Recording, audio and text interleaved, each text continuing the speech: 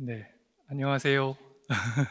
이렇게 만나 뵙게 돼서 반갑습니다. 이 시간 함께 생각해 보려는 주제를 보시는 것처럼 저렇게 한번 잡아봤습니다. 그리스도인의 마지막 의식주 이야기. 우리 그리스도인의 마지막에 대해서 우리가 우리의 삶을 어떻게 준비할지에 대해서 또 짧은 시간이지만 한번 또 꺼내기 어쩌면 어려울 수 있는 이야기지만 꼭 해야 되는 이야기, 또 우리의 일상의 주제들을 통해서 한번 생각해 보았으면 하는 이야기들을 이야기하는 중에 또 에덴 야고본 이야기도 같이 하면서 이 시간들을 이어가려고 합니다. 네, 우리의 일상을 가장 대표하는 세 가지를 꼽는다면은 어떤 게 있을까요? 의식주, 네, 그렇죠? 의식주, 우리가 옷 입는 것, 또 먹는 것, 또 집, 우리가 잠자는 곳, 아마 이 세 가지가 우리의 일상을 구성하는 가장 핵심적인 세 가지 요소가 될 것 같습니다. 그래서 항상 의식주 그런 얘기를 되게 자주 하지 않습니까? 우리가 성경 말씀에서도 예수님께서 말씀하실 때 너희가 무엇을 입을지, 무엇을 먹을지 걱정하지 말라. 하늘 아버지께서 다 준비하셨다. 그렇게 우리에게 말씀 주셨는데 거기서 아마 예수님은 집에 대해서는 언급을 안 하셨지만 우리의 삶을 구성하는 중요한 핵심들, 의식주 세 가지로 그렇게 요약을 해서 생각해 볼 수가 있겠죠. 제일 첫 번째, 옷입니다. 아마 이 세상에서 제일 먼저, 이 세상에서 받는 첫 번째 선물을 생각하면 아마 옷이겠지요. 어떤 옷일까요? 우리 아기를 위해 준비하는 베네 저고리라고 얘기를 하지요. 아주 조그만하고 간단한 옷이지만 아마 이 세상에 태어나서 받게 된 첫 번째 선물이 아마 이 옷이지 않을까 생각해 보게 됩니다.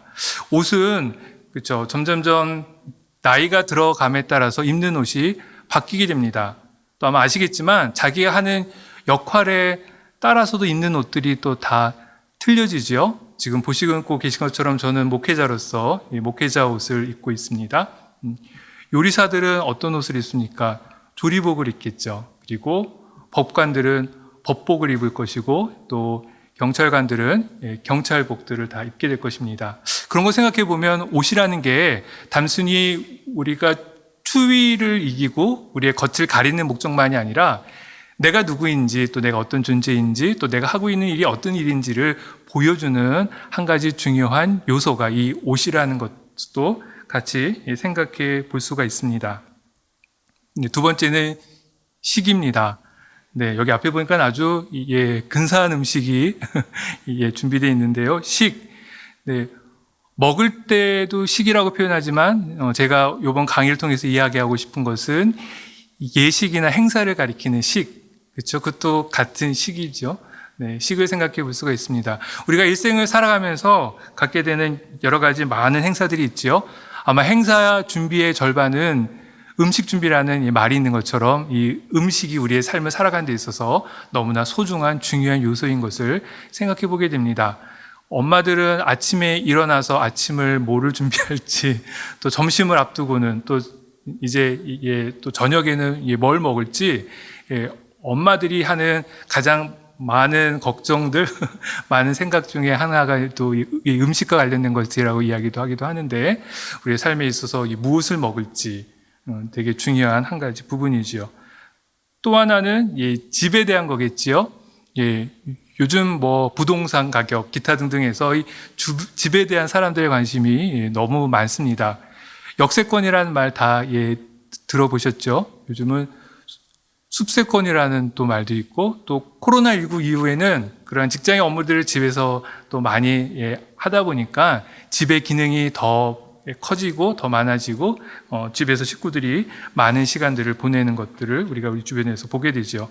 다른 무엇보다도 가장 긴 시간 우리가 집에서 시간을 보내게 되는 것 아무래도 잠자는 거겠지요.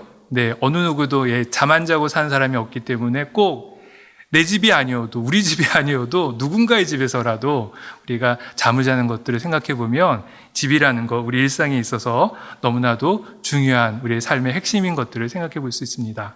자, 앞에 보신 것처럼 무엇을 입을지, 또 무엇을 먹을지, 또 어디서 잠을 자고 어디서 삶을 살지, 의식주에 대한 문제, 아마 우리의 삶의 전반을 포괄할 수 있는 아마 핵심적인 주제이지 않을까 생각해 볼 수 있죠.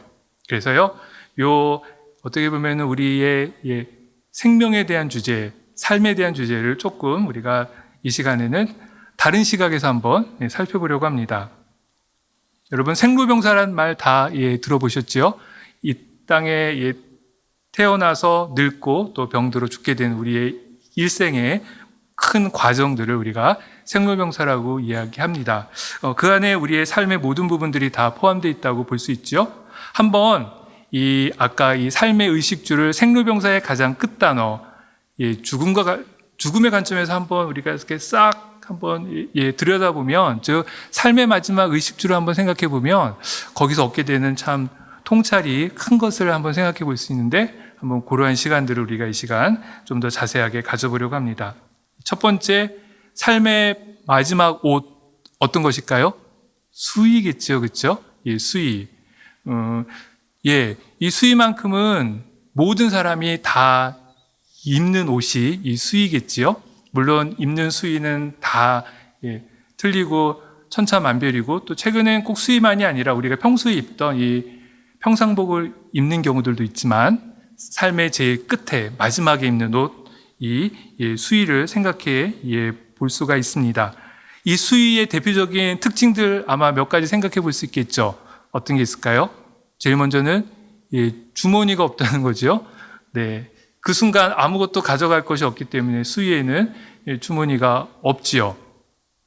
또 뿐만 아니라 이 수의라는 옷은 자기 스스로 입을 수 없는 옷입니다. 그렇죠? 누군가 입혀주어야만 하는 옷이 이 수의지요.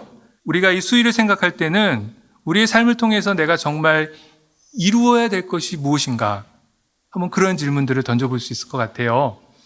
수의가 아닌 우리 평상복의 옷을 생각해 보면 어떠한 직업을 얻기 위해서, 어떠한 지위를 얻기 위해서, 어떤 특별한 옷을 입기 위해서 우리가 되게 애를 많이 쓰고 평생 동안 여러 가지 수고를 많이 하지 않습니까? 하지만 저 수의 앞에서는 다 똑같이 그 순간 저 옷을 입지 않습니까? 거기에서 우리가 생각해 볼 때, 내가 평생에 정말 이루어야 될 것이 무엇인가, 그게 내 주머니를 가득 채워야 되는 어떤 돈인가, 또 나의 마음을 뿌듯하게 하는 어떤 권력인가, 어떤 높은 지위인가, 정말 무엇일까 생각해보는 또 한 가지 이 모티브가 될 수 있겠죠. 또 두 번째, 삶의 제일 마지막 음식 또는 예식을 생각한다면 아마 장례식을 생각할 수 있을 것 같습니다. 장례식, 누구라도 꼭 하게 되는 시기지요. 비록 장례식이 클 수도 있고 작을 수도 있고, 또 길게 여러 날을 할 수 있고 짧게 끝날 수도 있지만, 분명한 것, 누구나 꼭 하게 된 행사, 이 삶의 마지막 의식인 장례식입니다. 우리가 장례식을 통해서 우리의 삶의 태도와 방식에 대해서 생각해 볼 수 있습니다. 아까 말씀드린 대로 저는 주로 이제 에덴 낙원에서 긴 시간 있다 보니까 계속 수많은 장례들을 진행하면서 그곳에 오신 분들 이렇게 장례식을 지켜보게 되고, 또 장례식을 실제로 이렇게 진행하기도 합니다. 그때 보면 거기 있는 가족분들이요, 또는 그 장례식 참석하신 분들이요, 고인에 대해서 하는 이야기는 의외로요, 그분이 어떤 큰 일을 이루었고 어떤 위대한 일을 이루었는지 그런 게 아니라, 그분은 나한테 따뜻한 말 한마디를 해주셨던 분이야. 그분은 내가 힘들 때 내 손을 꼭 잡아주셨던 분이야. 그분은 내가 어떻게 할지 몰라서 방황할 때 내 어깨를 툭툭 쳐주시면서 나에게 용기를 불어넣었던 분이야. 그분이 평소에 어떤 생각을 가지고 어떤 삶을 살아왔는지, 삶의 태도에 대해서 주로 이야기하는 것을 많이 들을 수 있었습니다. 처음에는 그렇지 않을 것 같았거든요. 저희 에덴 낙원에서 제가 이 강의를 준비하면서 준비를 해보니 벌써 1900여 건의 벌써 장례식, 장례 예배를 진행했더라고요. 저도 그렇게 말할 줄 몰랐는데 에덴 낙원 처음 시작한 게 2016년 5월에 처음 시작을 했고 이제 5년 남짓 좀 지났는데 처음에 초창기 때는 뭐 에덴 낙원 거의 아는 사람이 없다 보니까 그랬지만 점점 더 많은 사람들이 관심 갖고 또 우리 신앙인으로서 어떻게 죽을 것인가 또 크리스찬의 구별된 죽음이란 무엇인가 같이 생각하고 동참하는 중에 많은 사람이 함께해서 이제 1900건 벌써 2000건 가까운 장례 절차를 진행했었습니다. 그 중에는 아주 유명한 기업체의 대표도 있었고요. 또 연예인도 있었고 아주 여러 가지 형태의 장례가 있었었는데요. 그때마다 보게 됐던 건 아까 말씀드렸던 것처럼 그 사람이 뭐랬고가 아니라 그 사람은 어떤 사람이었어. 무슨 생각을 하고 살던 사람이었어. 주변 사람들한테 어떻게 대해주던 사람이었어. 그 이야기를 하는 것들을 주로 들을 수 있었거든요. 우리가 이 장례식, 삶의 마지막 식인 장례식을 통해서 우리의 삶의 태도와 방식에 대해서 한번 깊이 생각해 볼 필요가 있습니다. 그리고 삶의 마지막 집 어딜까요? 묘지겠죠? 네, 저 집도 어느 누구도 다 가게 되는 집, 저 집입니다. 우리가 지금 호흡하면서 이렇게 생명이 있을 때 사는 집은 어느 집은 우리가 가게도 되고 살게도 되지만 저 집만큼은 누구나 예외 없이 다 가게 되는 저 집이지요. 저기서는 우리가 영원히 머물 곳이기 때문에 우리가 저 앞에서는 나의 삶의 이유가 무엇인지, 내가 왜 이 땅에 태어났고 하나님이 왜 나를 이 땅에 보내셨고 또 왜 하나님께서 나를 부르시는지 부르심의 삶의 의미에 대해서 생각해 보게 되는 것이 저 삶의 마지막 의식주의 마지막 집인 이 묘지인 것을 생각해 볼 수가 있습니다. 아까 좀 전에 벌써 에덴 낙원에서 1900여 건의 장례식이 진행됐다는 말씀도 언급을 했는데요. 거기서 진행된 모습들 보면 저 안에 있는 것들이 다 담겨져 있더라고요. 제가 이 특강을 준비하면서도 그것들을 한번 다시금 생각해 볼 수가 있었거든요. 아마 잘 아시겠지만 화장장에서 화장을 끝마치고 먼저 부활교회 가서 예배 드리지 않습니까? 그때 가져가는 것이 어떤 걸까요? 간단한 한 가지 유골함 하나 가져가지요. 아무것도 가져가는 건 없습니다. 유골함 그 하나 가지고 부활교회 가서 경건하게 예배드리고 고인을 주님 앞에 의탁하게 되지요. 첫 번째 우리의 삶의 마지막 오신 수위와 같다라는 생각을 많이 해보게 됩니다. 또요, 그 유골함 누가 들고 갑니까? 자기 스스로 들고 갑니까? 그렇지 않지요? 누군가 유골함을 들어서 옮겨줘야 되는 철저하게 자기 힘과 자기 의지로 하는 거 아니지요. 누군가의 도움을 받아야지만.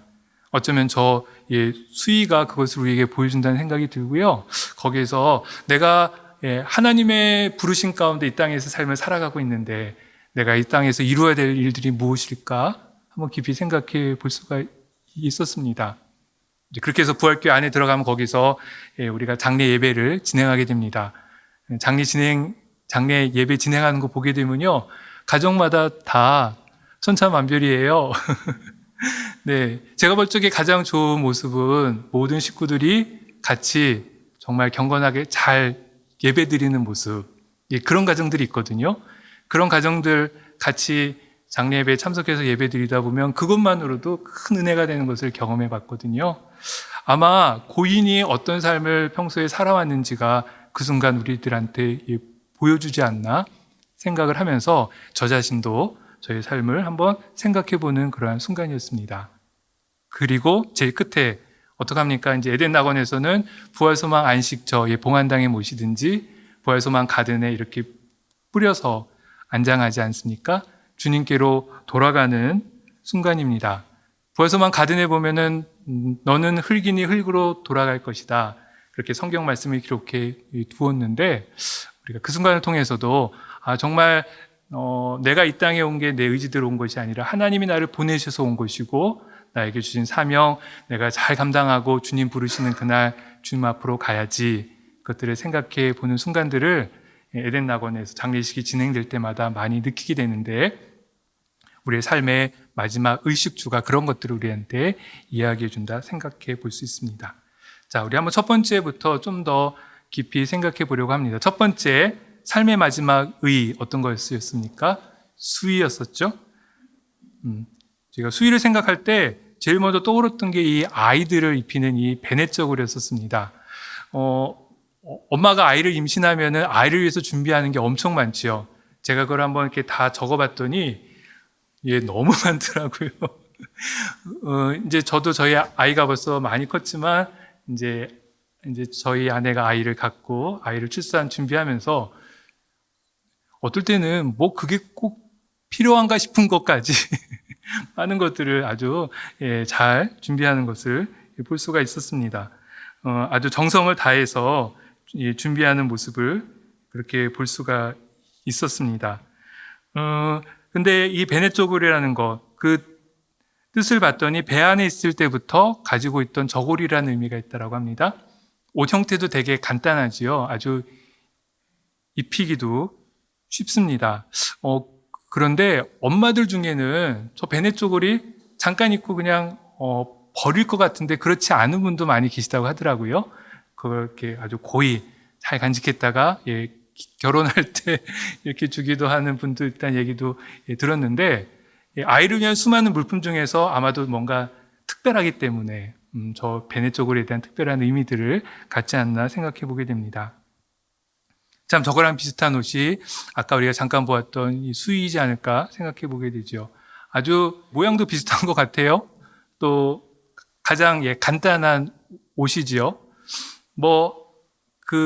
이 옷을 입을 사람의 딱 치수에 꼭 맞는 옷이 아닙니다. 그냥 넉넉하게 입을 수 있는 옷이지요. 또 아까 얘기했던 것처럼 아이의 베넷 저고리, 아이의 옷, 아이가 스스로 입을 수 없지요. 누군가 입혀줘야 됩니다. 마찬가지로 수의도 누군가의 도움을 받아서 또 정말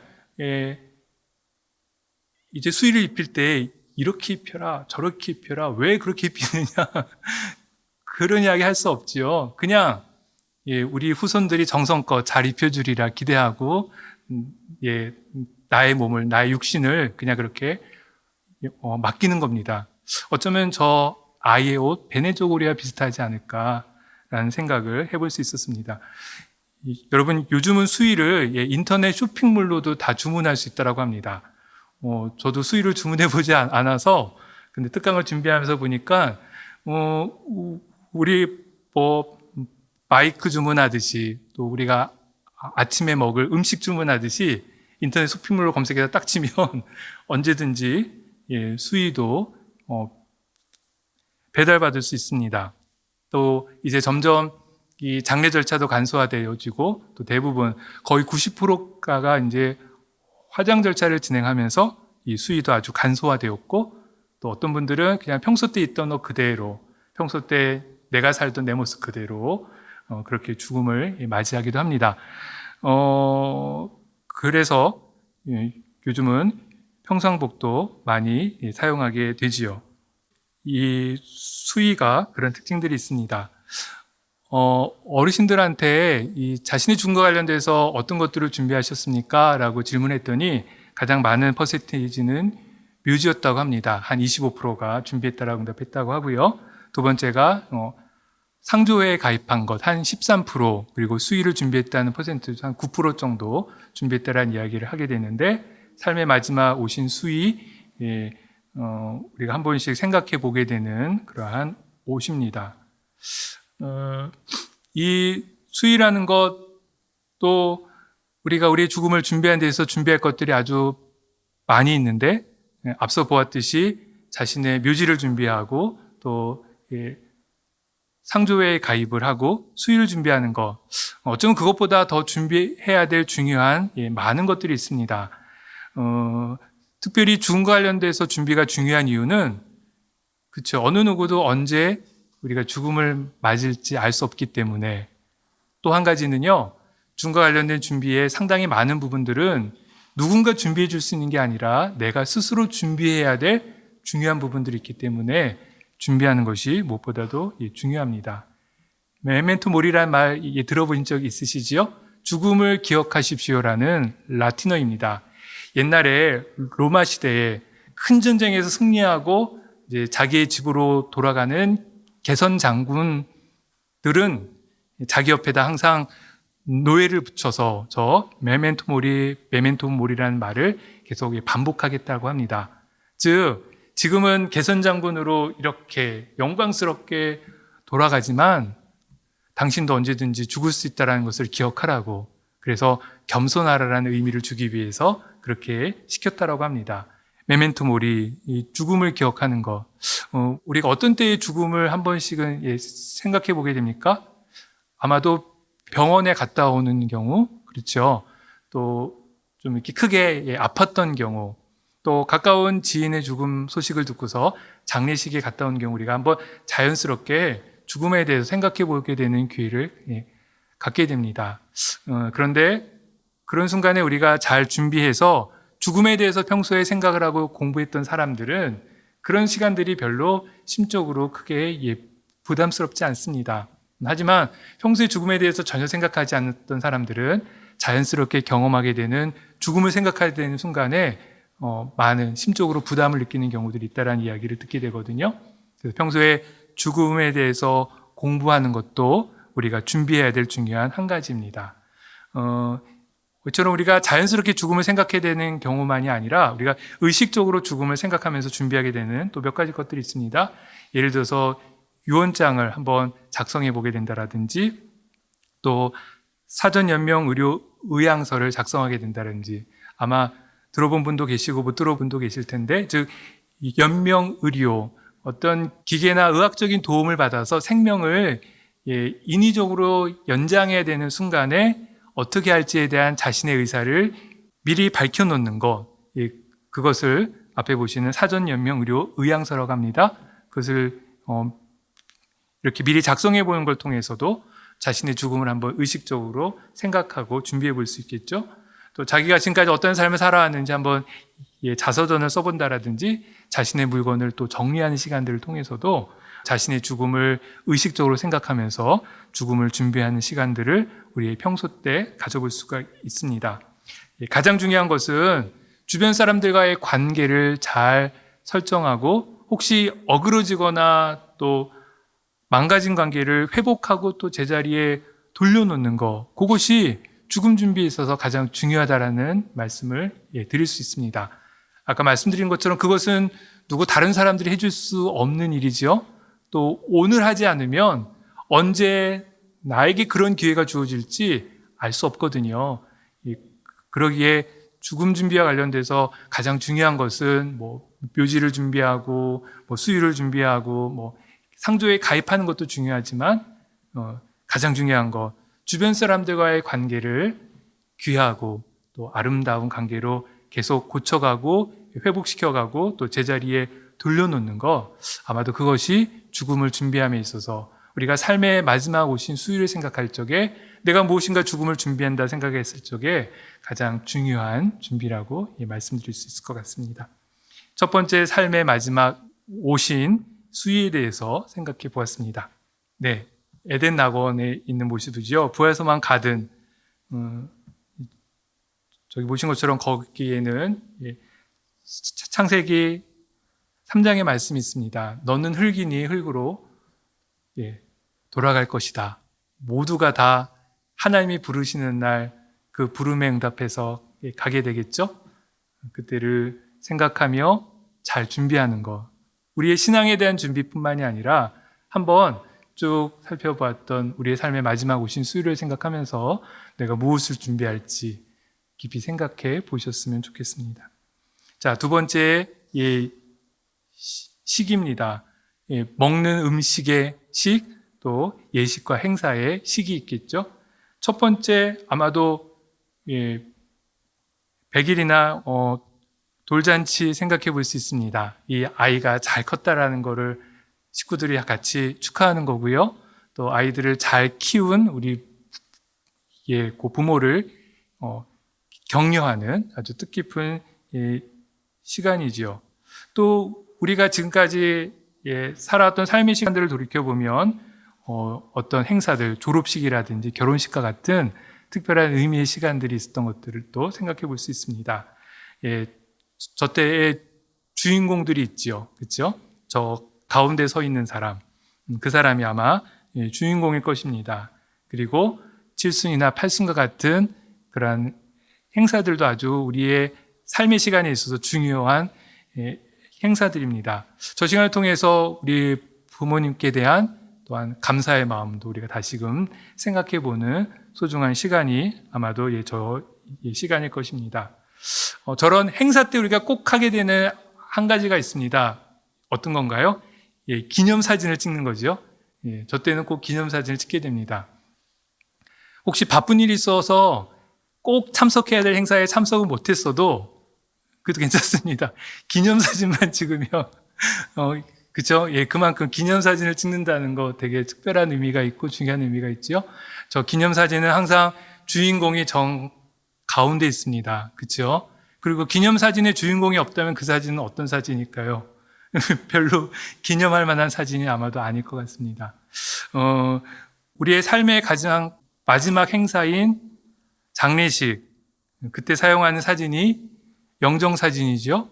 같은 사진이지만, 같은 행사를 위한 사진이지만 평소 때 기념사진과 영정사진은 너무나 틀립니다. 어떻게 틀릴까요? 아무래도 물론 주인공은 주인공이지만 저 영정사진이 있는 그 행사장에서는 주인공을 만날 수가 없습니다. 그렇죠? 또 주인공과 아무런 이야기도 할 수 없습니다. 또 보신 것처럼 영정사진 주변에는 또 아무도 없지요. 그냥 고인에 대한 사진만 거기다가 두게 됩니다. 우리의 삶의 가장 끝 행사인 이 장례식, 비록 그 주인공은 고인이지만 주인공이 아무것도 할 수 없는 그러한 특별한 순간이 이 장례식인 것을 우리가 생각해 볼 수가 있습니다. 오늘날의 이 장례식은 과거와는 많이 바뀌었습니다. 이제 저도 어렸을 때 경험했지만 주로 장례식을 집에서 했었거든요. 근데 요즘은 집에서 하는 사람들 거의 없지요. 대부분이 영안실이 있는 장례식장을 빌려서 하는 경우들이 대부분입니다. 제가 전도사 생활할 적에 염을 할 수 있는 교회도 있었었는데 그때 염을 할 적에도 성도님의 집에 직접 가서 거기서 이렇게 염을 진행했던 경험이 있었는데 요즘은 전혀 그렇게들 하지 않지요. 모든 일들이 다 병원에서 진행이 되고 또 목회자나 그런 사람들이 아니라 그렇게 염만 전담하시는 분들이 또 염을 진행하는 것도 하나의 큰 변화인 것을 볼 수 있습니다. 이렇게 장례식이 많이 바뀌었습니다. 특별히 코로나19 팬데믹으로 인해서 요즘은 사람과 사람들이 한자리에 모이지 못하다 보니까 또 거기에서도 과거와는 장례식이 엄청 많이 바뀌었습니다. 요즘은 유튜브로 장례식을 중계하는 것 아마 보신 분들도 계시죠? 과거에 누가 장례식을 그렇게 카메라로 중계할 수 있을까 생각을 했겠습니까? 하지만 요즘은 그렇게 또 합니다. 또 요즘은 부의금을 전달할 적에도 꼭 장례식장을 찾아가지 않고 하는 방법도 있습니다. 어떻게 하나요? 계좌이체로 하지 않습니까? 그런 경우도. 그런데요, 과거에는 그렇게 했었으면 이런 정말 이 인간의 기본적인 도리도 모르는 사람이라고 엄청 욕을 먹었을 텐데 또 요즘은 그렇지 않은 것 같아요. 충분히 그럴 수도 있다. 생각하는 거 봐서도 장례식에 대한 여러 가지 모습들, 문화들도 많이 바뀐 것을 우리가 볼 수 있습니다. 아마도 그런 것들 가운데는 1인 가구가 엄청 증가한 것도 하나의 이유일 수도 있고요. 또 우리가 살고 있는 이 한국 사회가 또 고령 사회이기 때문에 얼마 전 통계해 보니까 1인 가구가 전체 가구의 거의 한 30%, 3분의 1까지가 이제 대부분 1인 가구라는 통계가 있고요. 또 아시듯이 저희는 65세 이상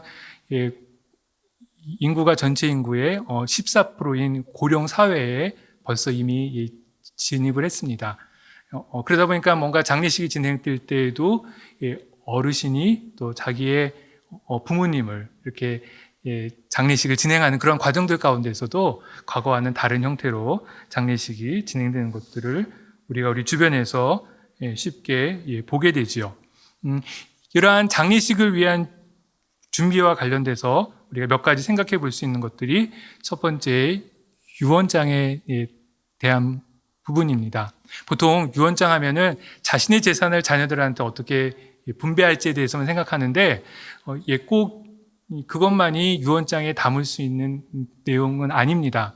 평소에 자녀들한테 해주고 싶은 이야기들, 또 자기가 삶에 있어서 중요한 지침으로 생각하고 있는 것들, 또 우리 자녀들이 꼭 기억해 줬으면 하는 것들도 이렇게 유언장에 이렇게 적어둔다라면 아주 좋은 유언장이 될 수 있겠죠.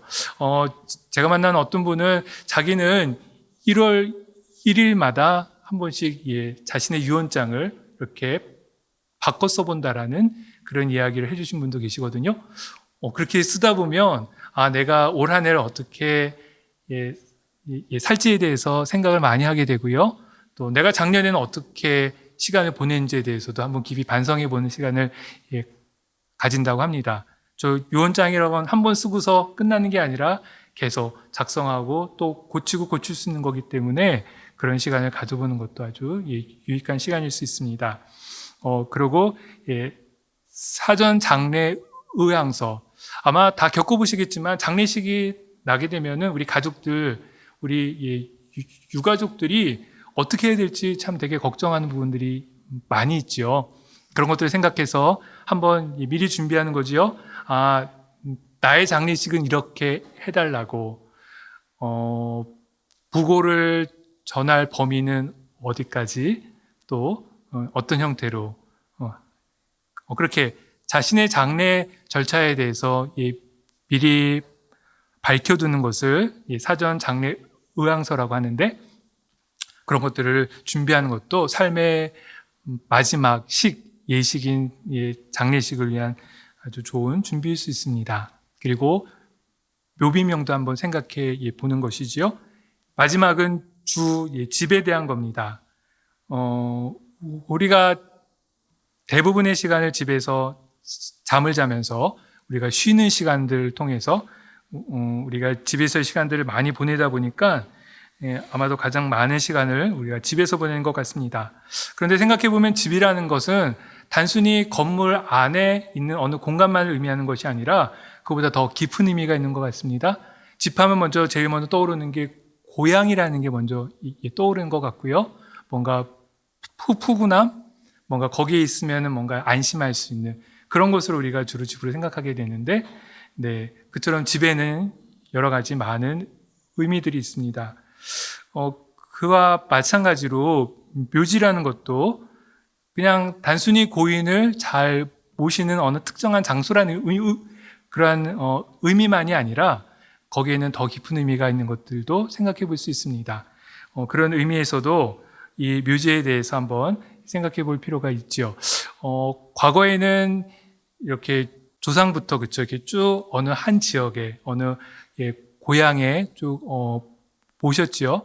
또 그거는 지금도 마찬가지여서 어떤 명절이 같은 때는 또 그곳까지 가야 되고 또 벌초 행사를 한다라든지 여러 가지 하는 일들이 참 많이 있습니다.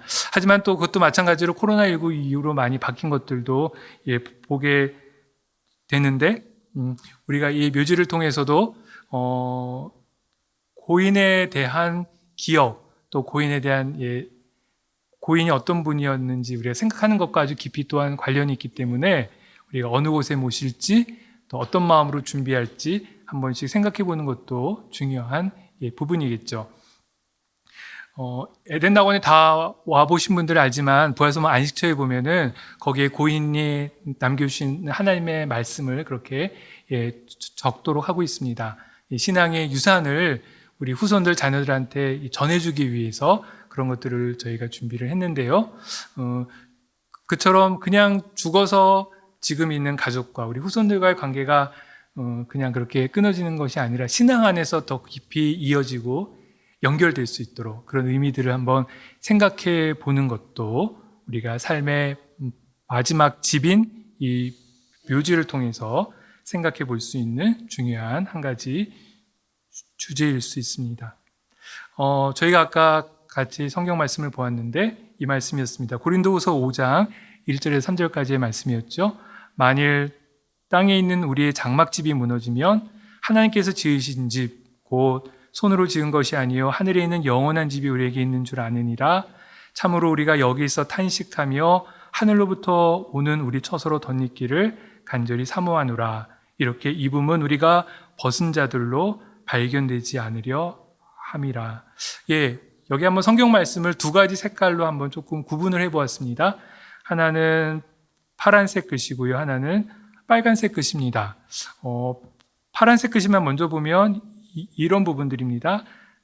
땅에 있는 우리의 장막집, 그리고 손으로 지은 것, 또 탄식, 제일 밑에 보면 벗은 자, 같은 맥락의 의미의 문장들이죠. 반면에 빨간색 글씨는 이렇습니다. 하나님께서 지으신 집, 또 하늘에 있는 영원한 집, 또 하늘로부터 오는 우리 처소, 그리고 사모, 입음. 네, 아마 어떤 의미인지 충분히 구분이 가시죠.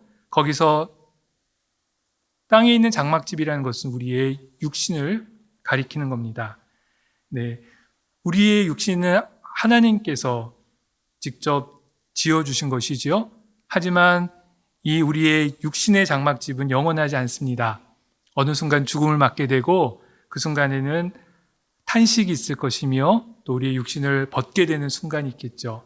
하지만 우리 크리스찬들은 죽음으로 끝나는 것이 아니라 죽음 이후에 하나님께서 허락하여 주신, 저기 있는 성경의 말씀처럼 하나님께서 지으신 집, 또 하늘에 있는 영원한 집, 하늘로부터 오는 우리를 위해 준비된